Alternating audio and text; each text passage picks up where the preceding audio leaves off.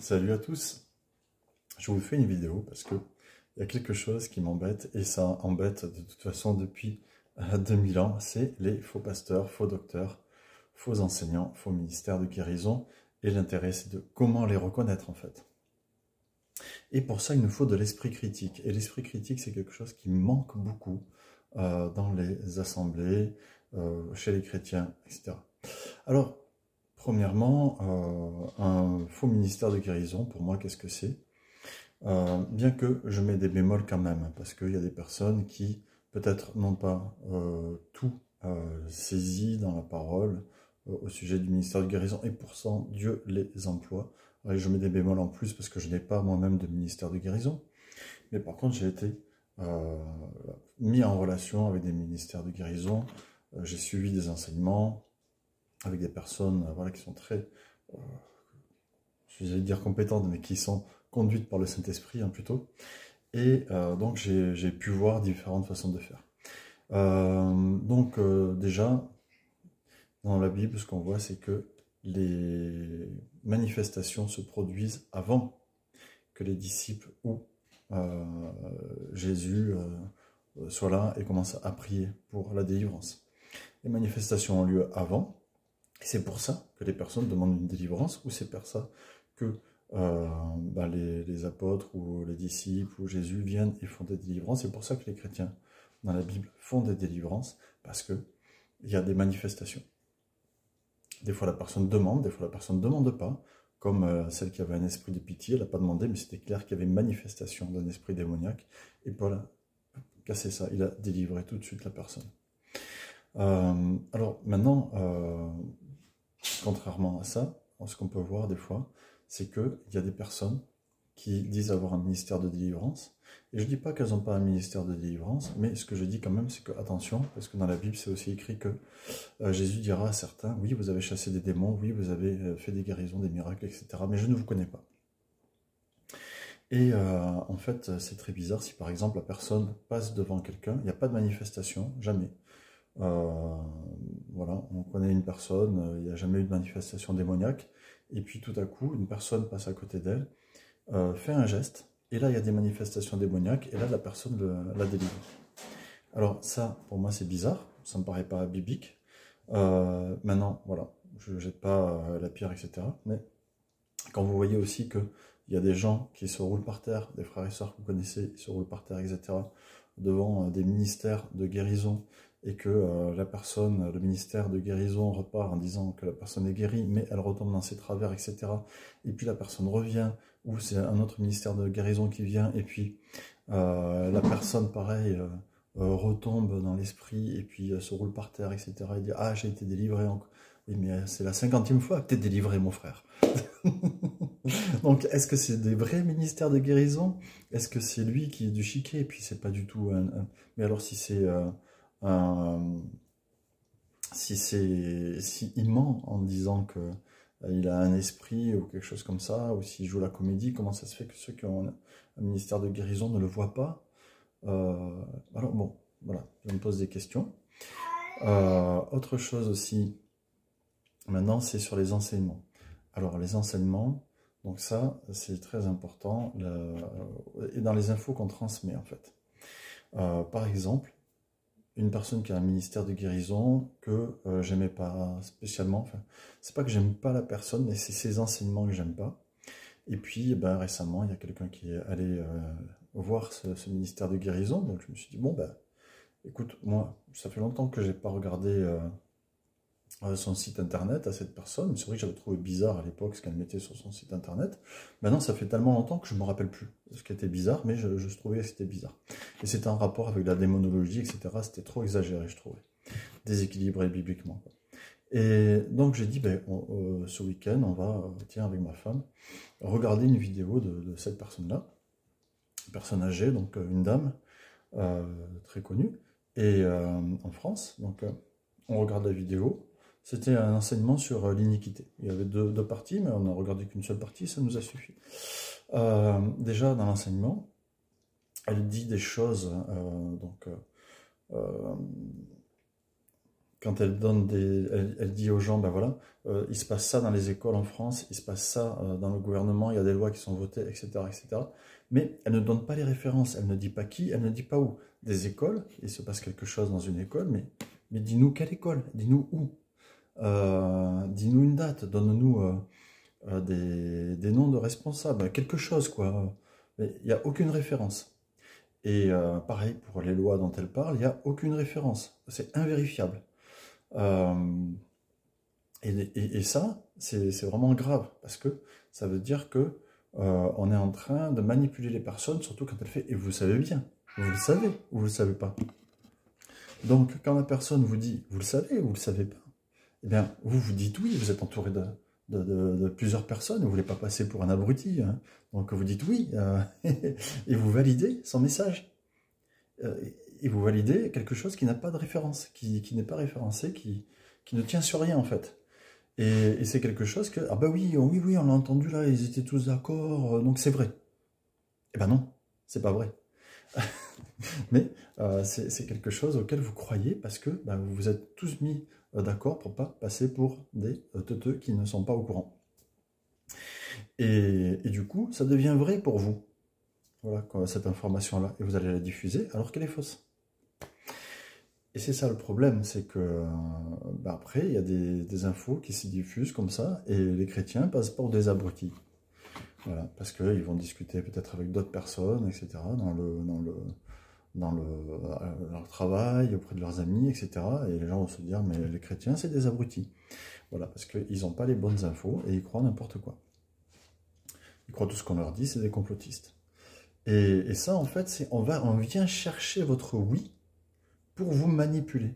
Et puis vous dites oui pour ne pas passer pour quelqu'un qui ne sait pas. Et ça c'est de la manipulation. Donc attention, quand vous avez un enseignant qui fait ça, s'il dit quelque chose, la Bible nous enseigne à vérifier les infos, comme les chrétiens de Béret.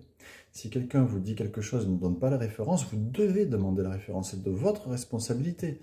Parce que si la personne repart et continue, vous la laissez pécher.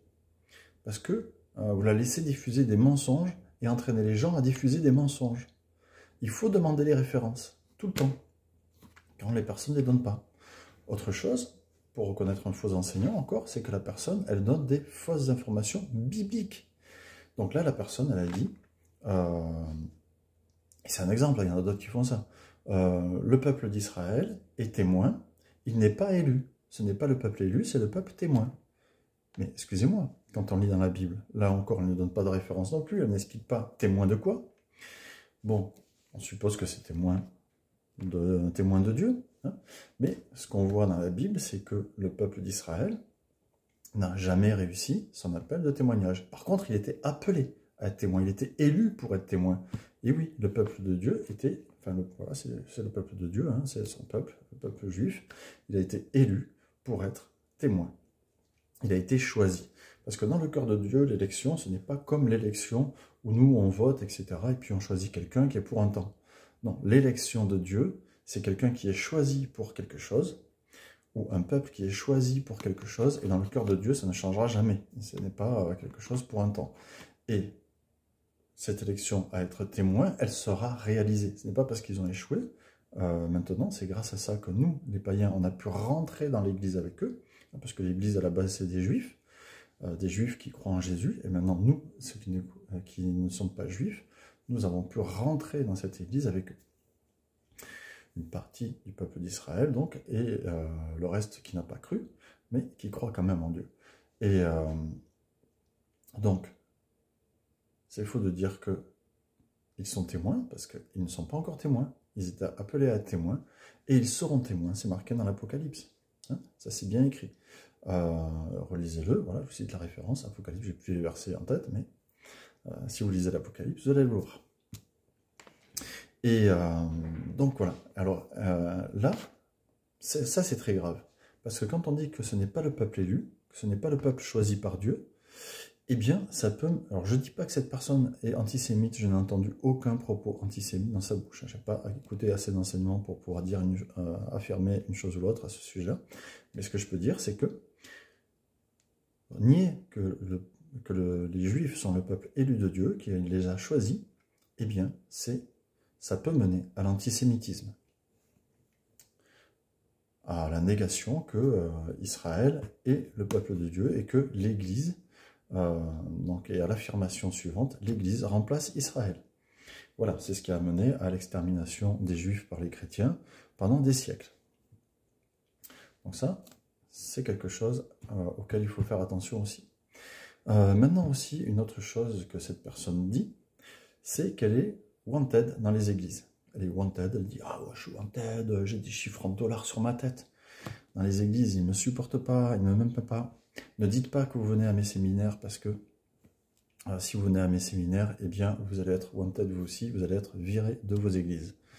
Et donc ça, c'est un message où c'est moi la méchante. Et attention, je ne dis pas ça parce que je n'aime pas cette personne, etc. Je n'ai rien contre cette personne, je n'ai pas... je l'aime en tant que sœur, voilà. Et après, par contre, ben voilà, ces enseignements, pour moi, ça passe pas. Ces enseignements et sa façon de faire, sa façon de parler, ça passe pas. Même si elle le fait avec beaucoup de douceur et beaucoup d'humour, ça passe quand même pas. Ça passe quand même pas. Parce que ça, c'est, même si elle dit qu'elle ne veut pas isoler les personnes des églises, etc., elle se met en position de victime, persécutée par les assemblées. Et donc, les assemblées persécutrices, automatiquement, dans votre pensée, deviennent les méchantes. Voilà. Et donc, vous ne pouvez pas avoir d'amour envers quelqu'un qui est méchant. Enfin, la Bible nous le demande, mais c'est difficile. Et donc, c'est beaucoup plus facile d'avoir de l'amour pour quelqu'un et de l'empathie pour quelqu'un qui est persécuté. Et donc, vos frères et sœurs que vous fréquentez habituellement deviennent progressivement vos ennemis. Parce que vous les mettez en opposition à cette personne. Ça aussi, c'est de la manipulation. Autre chose qui est de la manipulation, c'est quand cette personne dit que c'est beaucoup mieux d'avoir des enseignements sur Internet et que dans les assemblées, on trouve des faux enseignements, etc. Ben, je suis désolé, on trouve aussi des faux enseignements sur Internet, et beaucoup plus que dans les assemblées.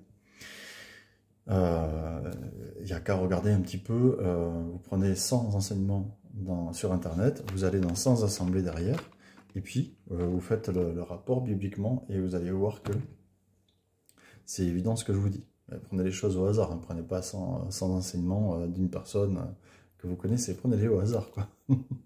Et vous allez voir le résultat. Si on fait des échantillonnages comme ça, c'est obligatoire, quoi. Alors,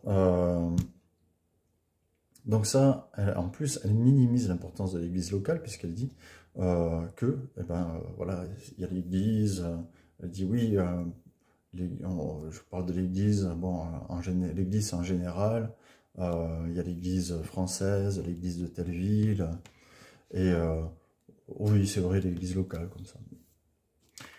Elle insiste surtout sur l'église en général, quoi. Donc ça aussi, quelque part, c'est un discours qui est un peu double. Alors, d'autres faux enseignants aussi cachent la vérité, ne disent pas toutes les choses sur leur ministère, sur la façon dont ils ont été utilisés par Dieu, conduits, etc. Et ils vont minimiser donc, les choses qui ont été mises en place pour que leur message ait de l'impact. Alors ça, il y a une autre dame qui est pasteur et qui donc a ouvert une chaîne TikTok. Et elle dit, oui, ma chaîne TikTok, elle a explosé, et Dieu m'a dit de ne pas faire de publicité, même pour ma chaîne YouTube, de ne pas dire que liker la vidéo, etc. Et en fait, ce qu'elle ne vous dit pas, c'est que c'est une pasteur qui est très très connue en France, et qui est connue dans beaucoup d'églises. Et du coup, il y a des centaines, voire peut-être même des milliers de personnes qui la suivent déjà sur ses réseaux sociaux habituels. Donc, quand elle va lancer une chaîne TikTok ou une chaîne YouTube, automatiquement, tout le monde va être au courant. Et puis, il va y avoir des centaines et des milliers de personnes qui vont relayer ça. Donc, c'est pas étonnant. C'est pas quelque chose c'est pas un miracle, en fait, quoi, que sa chaîne elle ait des milliers de followers. C'est juste normal. Voilà. C'est juste normal. Il n'y a aucun miracle là-dedans, je suis désolé.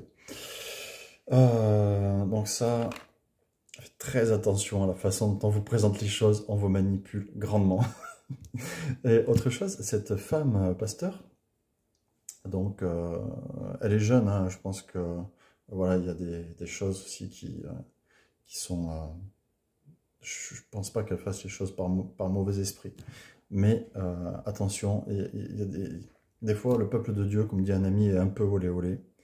Et il se laisse trop embarquer dans le prophétisme, les choses comme ça. Et oui, il y a des prophètes, oui, oui, oui, mais il faut rester biblique.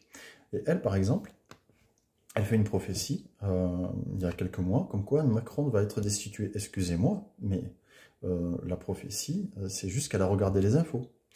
Parce qu'à ce moment-là, c'était au moment des Jeux Olympiques, que Macron avait dissous l'Assemblée nationale. Et à ce moment-là, les mélenchonistes avaient dit, si Macron fait ceci, ou si ceci, ou si cela, ou cela, ou cela, ou cela, nous, on va demander la destitution du gouvernement. On va demander la destitution de M. Emmanuel Macron. Donc, dans tous les cas, ils avaient fait un éventail tellement large que tu es sûr qu'ils vont demander la destitution. Voilà. Et puis, à l'époque, les Français étaient tellement pas contents qu'elle prend peut-être très peu de risques, elle se dit dans sa tête, à annoncer que Emmanuel Macron va être destitué. Mais M. Macron n'a pas été destitué. Et effectivement, ça a été jugé recevable, cette demande de destitution, voilà, par l'administration qui s'occupe de ça. Mais par contre, derrière, ça n'a pas été, le vote n'a pas été oui. Donc, Emmanuel Macron n'a pas été destitué. Oh, fausse prophétie. Et oui. Parce que des fois, il y a des personnes, ils regardent les infos, etc., ils analysent, et puis paf, ils vous balancent une prophétie. Mais c'est juste qu'ils ont regardé les infos. Alors, autre chose aussi sur les faux prophètes, et ça, c'est pour tous les ministères, c'est ceux qui demandent de l'argent. S'ils demandent de l'argent, c'est pas un vrai ministère. Sauf si vous lui demandez de venir, et que la personne a des frais de déplacement, des frais d'hôtel, etc. La personne, vous invitez quelqu'un dans votre assemblée, ben, vous l'invitez, vous lui payez le déplacement, vous lui payez tout. Et puis, vous faites un petit geste pour elle, pour moi c'est normal. Voilà. Mais si la personne dit, bah, écoutez, je vais venir, et puis j'aurai besoin de temps, et alors que vous ne lui avez rien demandé, donc ça c'est très bizarre. Hein. Ça c'est de l'autoproclamation, de l'auto-invitation, je ne veux pas dire ça. Et surtout, un prophète, quand il est amené quelque part, il est conduit par Dieu. Et Dieu, prend soin de son prophète. Dieu envoie quelqu'un, il le mandate pour l'envoyer. Donc, ça peut que quelqu'un dit, ben, je viens, parce que j'ai un message à vous donner. Mais il ne va rien vous demander, parce que c'est Dieu qui prend soin de son voyage. Dieu l'envoie, Dieu prend soin. Voilà. Vous pouvez lui donner quelque chose si vous voulez, mais si vous demandez quelque chose, faux prophète. Et c'était comme ça que réagissaient les premiers chrétiens. Lisez la Didaché, ça c'est les enseignements de Jean-Marc Taubois aussi. Jean-Marc Taubois vous le dit, et enfin vous le disiez, puisque maintenant il est auprès du Seigneur. Et puis dans la Didaché, les enseignements des premiers chrétiens, juste après les premiers apôtres, eh bien c'était comme ça.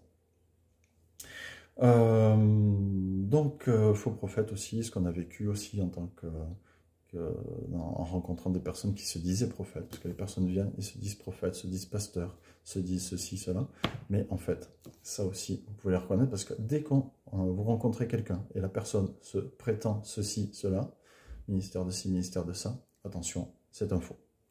Parce que la seule façon pour que ce ministère soit reconnu, et la personne doit le savoir, si c'est un vrai ministère, c'est que ce soit les frères et sœurs, l'Assemblée, qui va le reconnaître. Donc, par exemple, vous avez des personnes qui viennent et qui vous disent, voilà, je suis pasteur, et puis, je suis prophète, et ils vont passer du temps à discuter avec les uns les autres, et puis ils vont glaner des infos sur les uns les autres, et puis après, ils vont venir vous voir en privé, et ils vont vous dire une prophétie. Mais ce n'est pas une prophétie, c'est juste qu'ils ont ramassé des infos sur vous auprès des autres frères et sœurs. Voilà. Autre chose aussi, vous avez des personnes qui vont se dire pasteur itinérant. Ça n'existe pas. Un pasteur, c'est quelqu'un qui est berger. Berger, pasteur, c'est la même chose. C'est des personnes qui prennent soin d'un troupeau que Dieu leur a confié, que ce soit un troupeau de 2 personnes ou un troupeau de 3000 personnes. C'est pareil. Quoique c'est difficile d'être un berger pour 3000 personnes. Je ne vois pas comment la personne peut faire. Hein. On n'a que 24 heures dans une journée, c'est pas évident. Donc, à mon avis, il faut revoir tout ça. Même les ministères d'autres pasteurs qui sont de 3000 personnes, etc. C'est très bizarre bibliquement, quoi. Donc, le pasteur, c'est quelqu'un qui prend soin des autres. Et tu ne peux pas prendre soin des autres si tu es itinérant. Un enseignant itinérant, oui. Parce qu'un enseignant itinérant, lui, donc ça c'est possible. Parce que lui, il a à cœur de partager la parole et d'être sûr que partout, la parole soit bien enseignée. Et donc, ça ne va pas le gêner de faire le tour du monde. Il va être content de faire ça parce qu'il accomplit sa mission pour Jésus. De façon à ce que tout le monde puisse connaître la parole de façon claire et pas s'embrouiller l'esprit avec des personnes qui ne donnent pas les références. D'ailleurs, à ce propos, j'ai connu aussi une femme pasteur qui est mariée avec un pasteur. Ils sont très connus, ils voyagent beaucoup en France et ailleurs. Et lui, je n'ai rien à dire. Mais par contre, elle met souvent sur les réseaux sociaux des photos qu'elle va trouver sur Internet, sur Facebook, etc. Et c'est des photomontages en fait. Et elle les présente comme étant vraies, comme étant quelque chose qui annonce la fin des temps, etc. Alors moi, je crois qu'elle est très crédule. Je crois qu'elle est très crédule et je lui ai écrit en privé pour lui dire, écoute, les photos que tu publies, parce que je ne veux pas l'afficher devant tout le monde, hein, parce que si je l'affiche, c'est devant des milliers de personnes. Donc je vais lui dire en privé. Et donc en fait, elle répond jamais. Ce que j'ai recherché, que j'ai trouvé que c'était du fake, c'était du photomontage, etc.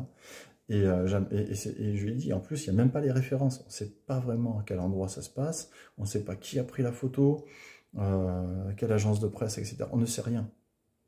Et toi, tu diffuses ça et tu peux entraîner donc les personnes dans des états graves. On a vu au Canada, il y a quelques années, des personnes qui étaient persuadées que Jésus allait revenir l'année en question et qui avaient arrêté leur travail.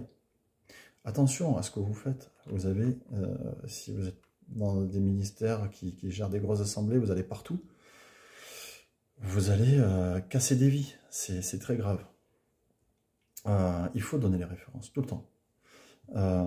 Vous avez aussi je crois que j'ai fait un petit peu le tour. Ah oui, les personnes qui se disent pasteurs, qui arrivent dans une assemblée, qui se disent pasteurs, et puis ils sont étonnés que personne ne leur demande d'être pasteur. Bah oui, mais mon ami, que ta vie démontre que tu es pasteur. Tout dans ta vie crie que tu n'es pas pasteur, que tu ne prends pas soin des frères et sœurs.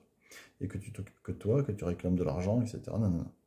Mais si la personne a vraiment un appel de pasteur, là aussi, ça va se voir. Alors, si elle a un ministère de prophète, eh ben, ça va se voir. À un moment, on va dire, mais la personne, elle m'a dit ça, et voilà, nanana. Et elle s'est pas dit, elle s'est pas présentée comme étant prophète. Mais moi, je discerne que, et j'en parle à mes frères et sœurs disent, ah oui, oui, c'est vrai, t'as raison, je pense qu'elle a un ministère de prophète. Et là, on lui impose les mains, on l'établit en tant que prophète. Pareil pour le pasteur, mais dis donc, lui, il prend toujours soin de moi, il prend toujours des nouvelles, ah oui, moi aussi, etc. Oh là là, et il est discret et tout. En plus, c'est vrai que j'ai raconté des choses, il ne les a jamais racontées à personne, etc. Mais il n'y aurait pas un ministère de berger, lui. Ah oui, oui, je suis d'accord, oui, oui. Et paf, on lui impose les mains et puis on lui donne un ministère de berger. Enfin, on reconnaît qu'il a un ministère de berger, on ne lui donne pas, c'est le Saint-Esprit qui lui a donné, c'est évident. Et c'est comme ça que ça se passe dans la Bible.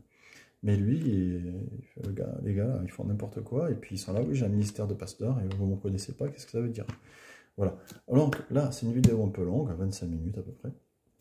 Je voulais faire plus court, mais voilà, j'avais vraiment à cœur de vous éviter tous ces pièges. Voilà, j'ai parlé de certaines personnes, ce n'est pas que je n'aime pas ces personnes, je n'ai rien contre ces personnes, je ne vous ai pas dit les noms d'ailleurs, parce que je ne veux pas qu'on dise que je n'aime pas ces personnes-là, parce que c'est faux. Ceux que je connais, je les aime, mais voilà, la pasteur qui diffuse des trucs sans référence, je la connais, je suis allé plusieurs fois dans son assemblée, et elle et son mari, je les aime beaucoup, mais voilà, elle fait ça c'est pas bon. Et puis, l'autre dont j'ai parlé au début, qui est âgé,